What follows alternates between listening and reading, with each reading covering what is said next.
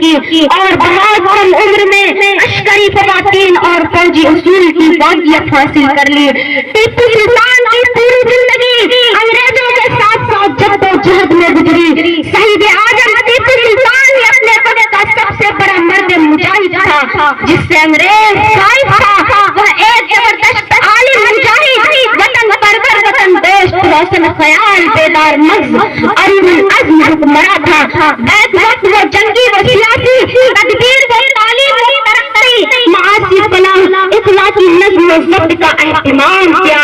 سلطان نے ایسے وقت میں فلاحی ریاست کا نمونہ پیش کیا تھا جبکہ پورے ہندوستان کے راجا مہاراجا اپنی رعایا کی ہڈیوں پر عشرت کا تعمیر کر رہے تھے۔ آئیے ذرا ہم گاندھی جی کے الفاظ سنتے ہیں۔ گاندھی جی فرماتے ہیں ٹیپو جس قدر بہادر تھا اسی قدر خدا ترس اور